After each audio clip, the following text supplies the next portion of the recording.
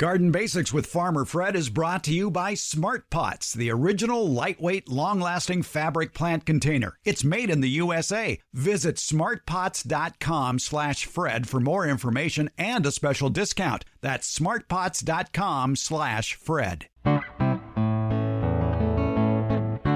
Welcome to the Garden Basics with Farmer Fred podcast. If you're just a beginning gardener or you want good gardening information, well, you've come to the right spot.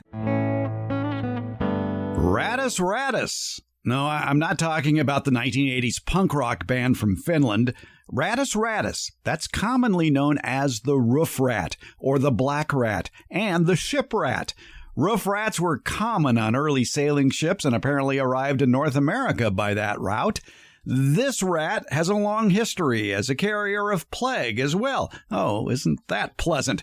Roof rats, they range from the lower half of the East Coast and throughout the Gulf states upward into Arkansas. They also exist all along the Pacific coast, and they're found in the Hawaiian Islands. The roof rat is more at home in warm climates and apparently less adaptable than the Norway rat, which is why the roof rat hasn't spread throughout the country like the Norway rat. So why are we talking about roof rats on a garden show? Isn't this just a pest of urban and suburban homes eating pet food, bird seed, and uncovered garbage? Roof rats require about an ounce of food and water per day. And they, as I found out, do like to grind down their growing teeth on insulated internet cables, too. Roof rats are also known to chew through drywall, wood, aluminum, plastic, as well as through insulation and gnawing on live electrical wires, potentially causing fires. But it's in the wild where they eat vegetables, nuts, seeds, fruits, and even snails. So they're not all bad. So you can see where we're going with this. Because these nocturnal creatures have a unique preference for heights, your fruit trees are a target if those trees are within a 200-foot radius of their nest, which is usually found in attics. In agricultural orchards, they may burrow underground and live there, but they also climb the fruit trees and eat citrus, pomegranates, and other available fruits. If you find a citrus fruit with a large hole in the side and the interior contents are missing, that's a solid clue that roof rats are present. Oh, by the way, roof rats are very fond of making whoopee. They mature at about 3 to 5 months of age, and they can produce 2 to 6 litters of 6 to 8 youngsters per litter per year, and they live for about a year. Our first chat today on this episode does involve roof rats, and it will be particularly useful for those of you with large yards or acreage or even a small farm in which you might have a large orchard. And for those of you suburban dwellers who might have a few citrus trees or, for that matter, any tree with fruit, well, you know the damage that rats can do to that fruit. But it's not just the fruit. Roof rats especially can girdle your backyard fruit trees, dramatically shortening their lifespan. So if your yard is large or if your yard is small and you have roof rats, we have tips, courtesy of University of California's Ag and Natural Resources retired farm advisor, Rachael Long. Then we talk with master food preservers about easy recipes using garden-fresh asparagus and maybe using those lemons that you still might have hanging to your lemon trees. It's all part of episode 335 of today's Garden Basics with Farmer Fred podcast. And please excuse our dust. We are still in construction mode here. By the way, our roof rats conversation is an encore presentation due to, shall we say, extenuating circumstances with power tools. We're podcasting from Barking Dog Studios here in the beautiful Abutilon jungle in suburban Purgatory.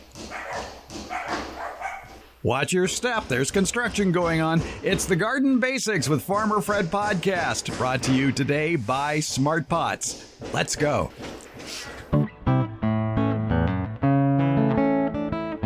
You know that a lot of homeowners are getting concerned about who's eating my citrus. And it's not just eating the fruit, it's just eating the rinds, which is very unusual. And some of the culprits being traced back to include roof rats. Well, guess what? Roof rats are now in orchards. They're in pistachio and other nut orchards. They're burrowing and nesting in the ground, chewing on irrigation lines, causing extensive damage, and a lot more. We're talking with Rachael Long, UC Cooperative Extension Farm Advisor based in Woodland. And Rachael, Why aren't these roof rats in roofs? What are they doing in the field? How did they get there? Good. That's a good question. And so roof rats they just live everywhere. They're very opportunistic, and when they find a food resource, they'll just go for it. So this year in particular has been a really big year. It's the year of the rat, certainly, and all of these rodents do have cyclical populations, and so some years we just do get outbreaks of voles, or we get outbreaks of roof rats and other rodents. And I think what happened is last year was such a wet winter, and we had tons of weeds that were growing everywhere, producing a lot of seeds, and just provided ideal food resources for that roof rat. And as a result, the populations just rapidly built up. I mean, these roof rats, each female can have 3 to 5 litters per year and 5 to 8 young. And so that could be like 40 offspring per rat. And so you can just see that how quickly a couple of rats can build up to hundreds in a short time. Well, you've been the pest detective on this one. So talk a little bit how you came to the conclusion it was roof rats, because I would imagine that the first suspect would be rodents or squirrels. Right, I know. That's what I thought too. So when I got a call to look at a pistachio orchard, I just thought for sure it's going to be ground squirrels, because that's usually what it is. And went out there and just didn't see any ground squirrels. Okay, so ground squirrels are diurnal, so they're active during the day, and just didn't see any. And when I looked at these holes in the ground, they were also way too small for a ground squirrel. So ground squirrel holes will be about 4 inches or more in diameter. And then you usually see a squirrel somewhere around it. But there was no squirrel, and these holes were about 2 to 3 inches in diameter with a little bit of, piles of nuts around it. And so I knew that it could not have been a deer mice or voles, because it was too big for that. The deer mice and voles tend to be 1 to 2 inches in diameter, and these were 3, and ground squirrels are 4. So I just was really scratching my head going, what on earth is this? Because it just was very confusing, because it was just somewhere in between. And so I thought about rats, but I just didn't know what a roof rat would be doing underground, burrowing underground. And so did talk to a colleague, and she assured me that roof rats in the country can burrow underground and nest underground. So they're above ground and nest ground, and of course nocturnal at night. So that's why I didn't see any. For people who grew up on Bugs Bunny cartoons, they may have thought rabbits might have been the culprit in this situation, but actually rabbits don't dig burrows, do they? No, they don't. So that was the question, is we actually put out a game camera as well, because we thought, well, maybe we could pick something up. But all we picked up were rabbits and birds. I mean, these roof rats are just sneaky. They're really smart, and they hide. And basically, if you don't see anything but you see the damage, then suspect rats. But rabbits, like jackrabbits and cottontails, they don't dig and burrow underground. I mean, they may just sort of like create a little nest like in thatch and such, but they're not digging and burrowing underground. And then you have the case of citrus trees, and I understand in some situations the roof rats are nesting in the citrus trees, which must be quite a surprise to anybody out there picking fruit. Wouldn't that be awful to reach in and have a rat jump out at you? So roof rats, they're opportunistic, and if you have cover year round, like an orange tree, then that can form just this perfect protection for the roof rats during the wintertime, unlike something like a pistachio orchard or almonds, where the leaves drop in the wintertime, and so they don't have any cover, and that's probably why then they'll go underground and burrow and nest underground. But in citrus trees, they will nest in the tree itself, and what we also see is that not only do they, feed on the fruit, and typically you'll just find like sometimes the whole and then the entire inside of the fruit is eaten out, and you're just left with a shell. And same with pomegranates. There's been damage by rats in pomegranates. But the worrisome thing about rats in the in like orange trees is what they're doing is they're actually stripping the bark off of limbs of trees. And so there's, a sweetness to that. Basically, the bark has the sugar conducting part of the tree, and so the rats are feeding on that. But when they strip it, they're girdling the tree, and so you can still have water conducting up and down, but when you take off the bark, it just basically girdles the tree. And so a lot of the trees that rats are nesting and feeding in then have branches that are dying back, and that's a problem because then you lose production for years. Have you seen any evidence in a mixed planting situation of the roof rats basically following the crops? When they're done with citrus, they'll move to the next crop that's ripening, be it a nut crop or another fruit crop? Certainly they can move around in fields, and we've seen that. I see that more in something like an alfalfa field, where if you disc the field, then the rodents will just, of course, they're going to move out. So you're going to have gophers and voles that are just dispersing everywhere. And I think that you have two things that you probably have. Certainly some natural mortality when the food resource declines, then the rat population will go down. But I definitely think that they're moving too. I have a colleague that told me he caught something like in Woodland that he caught something like, I don't know, like 50 rats so far in the last 6 months in his backyard. And I'm like, Lordy, that's a lot. And so I think they do disperse, and once the food is gone, then they'll move somewhere else. The University of California Ag and Natural Resources Department put out a publication about 4 years ago called Managing Roof Rats and Deer Mice in Nut and Fruit Orchards. What is the difference between a roof rat and a deer mouse? So the roof rat is big and much bigger than a mouse, and but they both can do damage in orchards. So again, the roof rat, the hole will be about 3 inches, whereas the deer mouse, much smaller, like a house mouse, and the holes will be 1 to 2 inches in the ground. But they both actually can cause damage. The roof rats really do move up and down trees and are feeding, on the tree and on the fruit. And then in the ground, they're just burrowing underground, not necessarily causing any damage underground.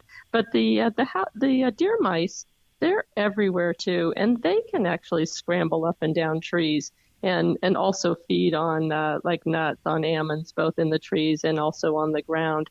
So that kind of surprised me that that actually deer mice can go up and down trees. And I'm always surprised by the number of wildlife that does move around and go up and down on trees as well. Like sometimes I see lizards in trees, and I'm like, what are you doing up there? So so wildlife, actually, the mice and rodents and rats can move around and certainly cause damage to tree crops. And it's rather expensive. I know there was a study done, I think back in the year 2000, about the cost per acre that deer mice can do, and they pegged it at over $20 per acre to almond orchards in Fresno County due to deer mice damage. Right. So they can certainly be damaging. The critical issue here is that what I really wanted to let people know about is how to identify these different rodents out in our crops, so that we can get a jump on them early and control them early before outbreaks occur. So that was my intent on putting out a news alert on the rats, was just to say, hey, this is what the damage looks like. Recognize it early. If you can, just use snap traps to catch those rodents and keep them out, keep those populations low. Because once you get a massive infestation in there, then you can really get a lot of damage, and then control becomes incredibly challenging. So this is just really a heads up that rodents are out there, and just keep an eye on them and know how to look for the signs of their activity, and then control them early on to prevent damage. And I always suggest also, barn owl boxes are good to put up for helping to control gophers, and barn owls will also feed on rats. So they can take a lot of rodents and help us out naturally. So that's one suggestion, is to put up a barn owl box and and use your snap traps and just monitor and know what's out there. Well, let's talk about some less toxic methods for controlling roof rats and deer mice. How effective is flooding, if at all? Oh, well, for certainly for gophers and for ground squirrels, I mean, it definitely helps to suppress the rodents. But now we've really shifted a lot towards the drip irrigation and the subsurface drip, and so there you do have rodent problems because you can't flood them out, and that's why that you have to certainly get in there early and manage them, and certainly trapping works well. And that brings up another added cost if you're fighting a rodent problem like that, is that drip irrigation tubing becomes a target of thirsty rodents.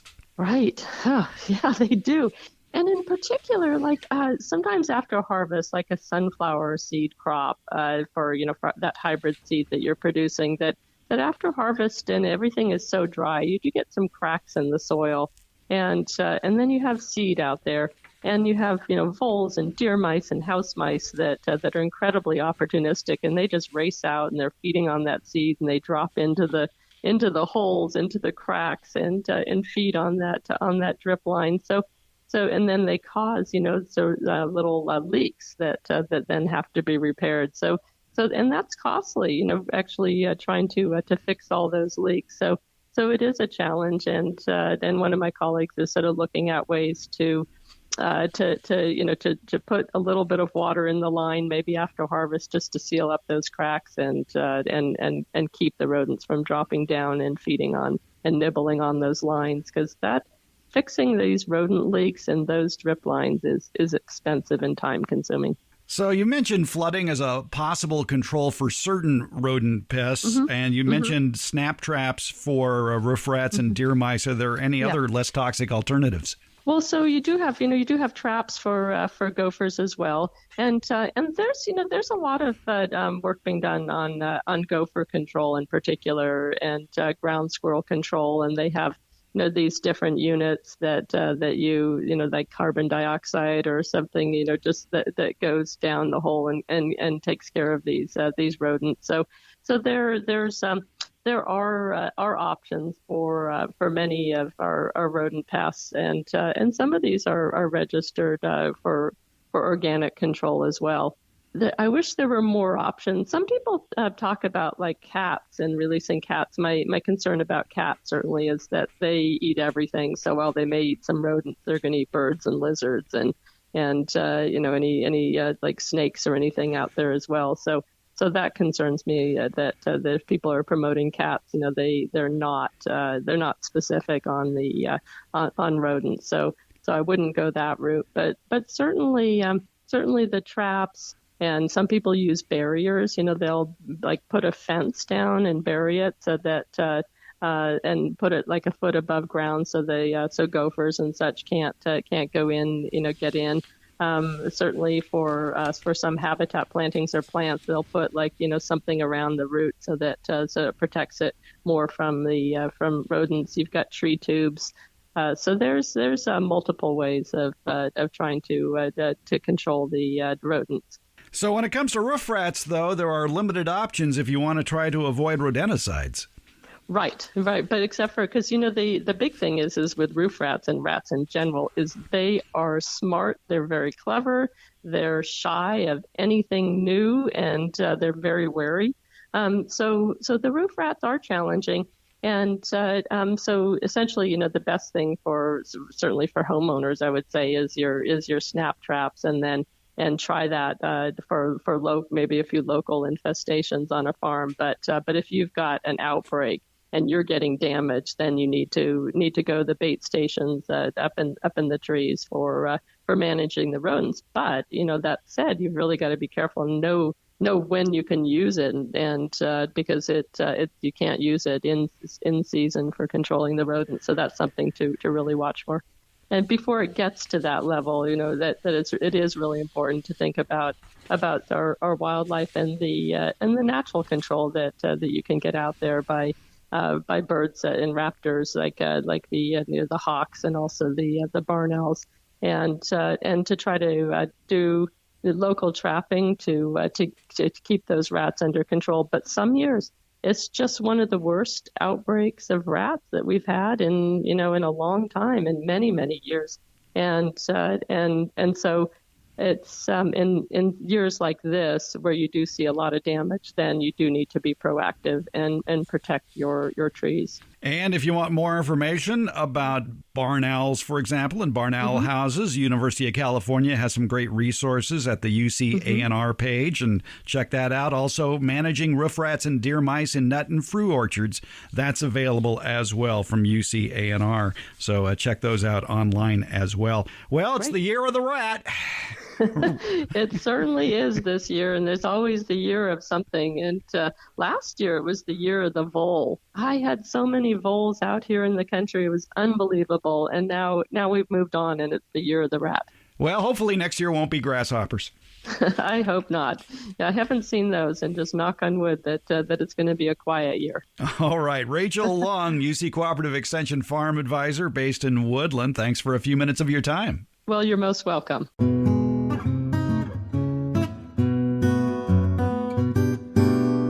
I've been using the Smart Pot compost sack for a few years now, and it's coming in very handy for spring planting season. I like to amend my planting beds a few weeks before putting in any warm weather food and flowers, and one of those ingredients that gets worked into the soil in my raised beds is compost. And making up the bottom half of my Smart Pot compost sack right now, it's some of the richest looking, finest compost I've ever seen, made from last fall's oak leaf collection. Yeah, it's beautiful leaf mold. Besides putting a few inches of shredded leaves on the surface of the beds last fall as a mulch, I put the rest of the leaves from last year in the Smart Pot compost sack. The design of the compost sack, with a little help from Mother Nature, turned those shredded leaves into beautiful, ready-to-use compost this spring. The Smart Pot compost sack is a large 100-gallon fabric bag. It's lightweight yet extremely durable and lasts for years. It can hold 12 cubic feet of pure compost. This rugged fabric is entirely porous, containing many micropores that allow for air circulation and drainage. The fitted cover is a flexible plastic top designed to increase heat and help manage moisture in the mix, accelerating the composting process. Smart Pots are proudly made 100% in the USA. They're BPA-free and lead-free, making them safe for growing vegetables and other edibles. Smart Pots, they're available at independent garden centers as well as select Ace and True Value hardware stores nationwide. You can find the location nearest you at their website, smartpots.com. And you can buy them online from Smart Pots.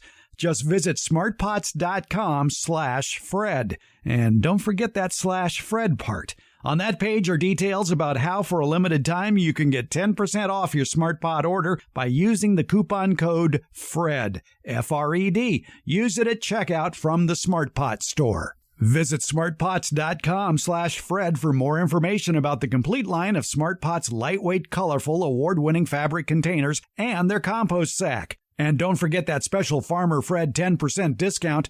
It's Smart Pots, the original award-winning fabric planter. Go to smartpots.com/Fred. Here on the Garden Basics podcast, I'm fond of saying, you grew it, now eat it. So maybe you need some recipes for everything that you harvest throughout the year. Well, that's one of the goals of the Master Food Preservers. You can find Master Food Preservers in many states that are associated with cooperative extension offices, wherever you may live. Here in California, the University of California Master Food Preservers are a very active group, and here in Sacramento County, we have some excellent Master Food Preservers who are also great gardeners as well, so they're always looking for recipes. So let's talk with a Master Food Preserver right now and get some recipes for a couple of crops that you might be harvesting right now, and that would be lemons, if you live in USDA zones 9 or 10, and asparagus, which is a very popular backyard crop to grow just because commercially it's very hard to find U.S.-grown asparagus anymore. We're talking with Myrna Undahon Haskell. She is a Master Food Preserver. You have lemons, you have asparagus. What are you doing with them this time of year? Well, tomorrow's Mother's Day, so I am making a tabbouleh salad. I will be making the tabbouleh, and I'm adding to it asparagus and tomatoes, which are not in season right now, and mint from my garden and also fresh parsley from my garden. What do you do with the asparagus? Well, what I do with the asparagus, I had to buy it. I don't grow asparagus, but at the farmer's market, they have some really good asparagus out right now. So what I do is I shave it very thin, and I blanch it quickly in hot boiling water, set it aside. You get your tabbouleh ready, which you put boiling water, you cook it till it's dry, and then with that I set it aside to drain, and then with that I add seasonings with it. So to that tabbouleh salad I add shaved asparagus. I also put sugar snap peas, which my husband grows in our garden, and then I make a vinaigrette out of Meyer lemon. So the Meyer lemons, I just do a vinaigrette. We have recipes on our website, but we have a good Meyer lemon vinaigrette that we do, and in that I put fresh herbs, and I put parsley, salt, pepper, olive oil, and that's all you need. No vinegar? Yes, I'm sorry. Yeah, no. The lemon juice is, you don't need vinegar. You add the lemon juice. That's your citrus. That'll kind of brighten up the whole salad. Despite the fact it's called a vinaigrette. Right. Okay. That's good to know, because vinegar makes me curl my nose, but it's nice to know a vinaigrette can actually not have vinegar in it. Yes. That's what we do. Anything else? Yeah, I do. I have a question for you.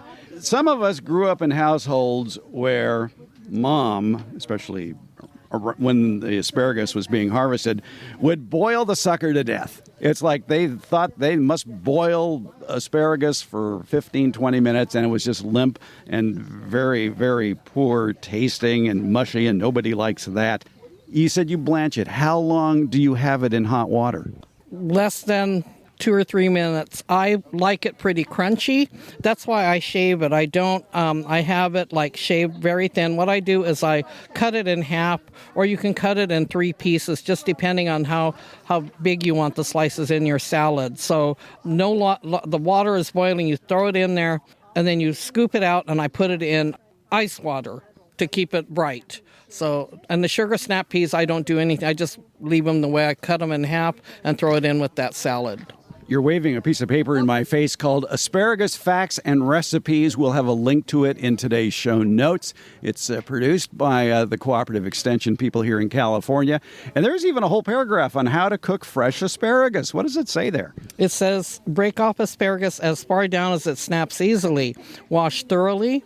Remove any loose scales. Cook stalks by standing on stem end in ½ inch of boiling water. If the serving is tied into a bundle, it will be easier to handle.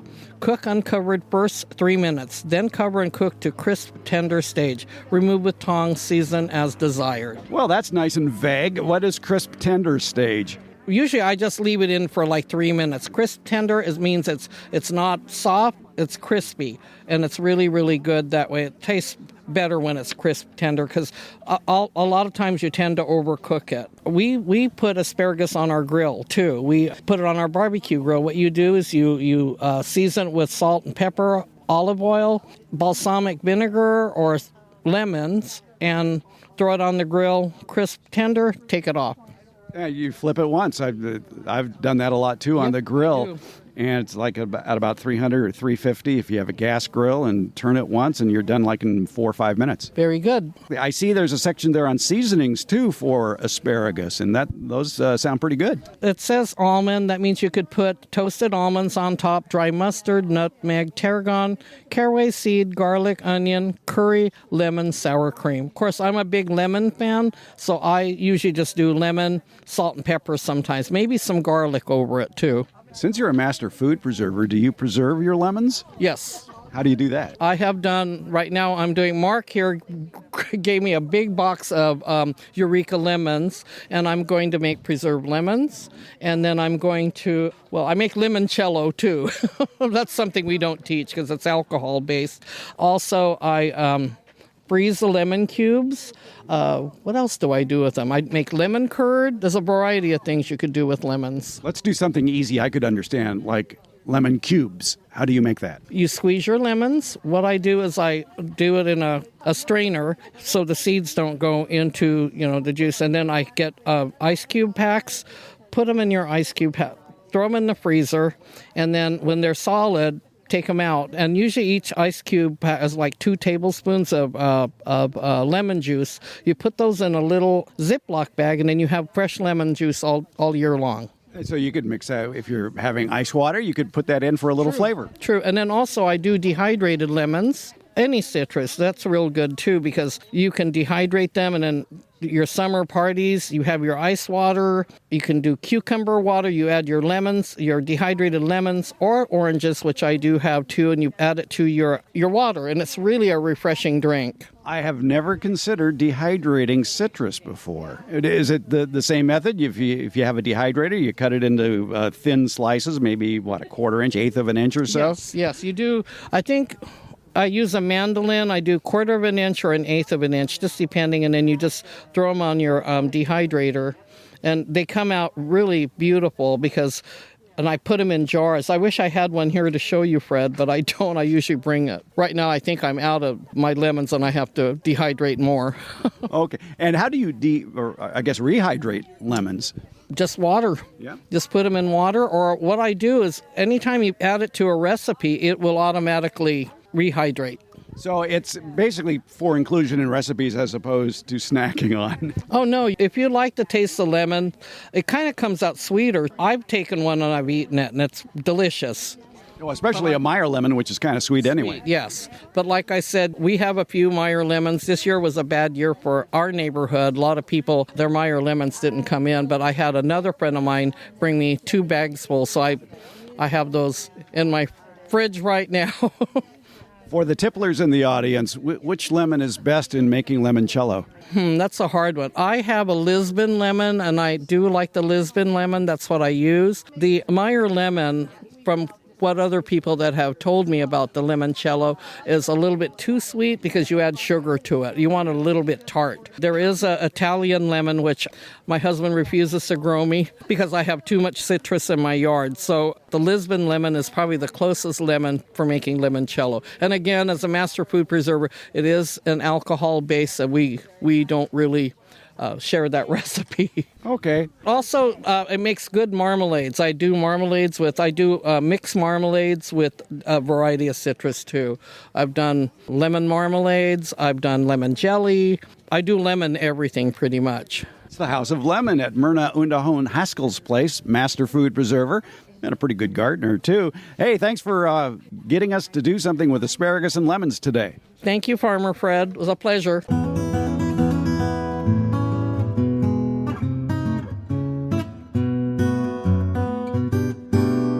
From the garden email bag, Bonnie wants to know, how do you prevent roly-polies from overpopulating raised beds? Using mulch seems to support their growth. They appear to be eating the stems of my bean sprouts, and they topple them over like trees.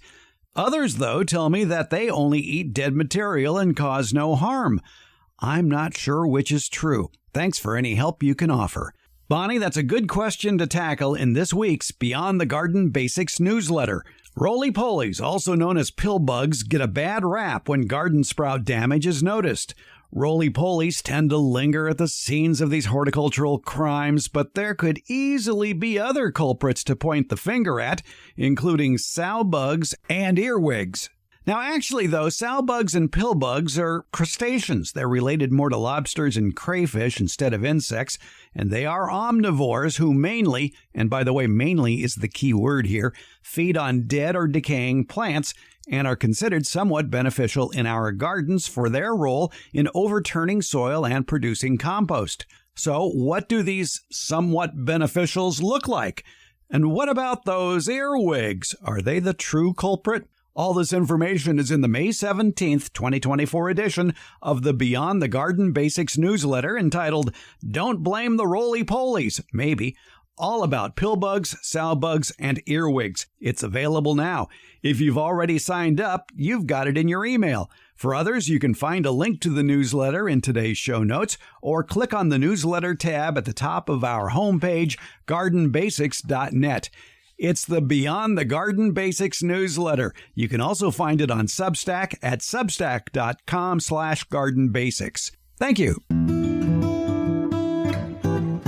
Garden Basics with Farmer Fred comes out every Tuesday and Friday. It's brought to you by Smart Pots.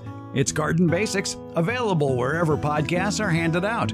For more information about the podcast and transcripts of the podcast, visit our website, gardenbasics.net. And that's where you'll also find out about the free Garden Basics newsletter, Beyond the Garden Basics.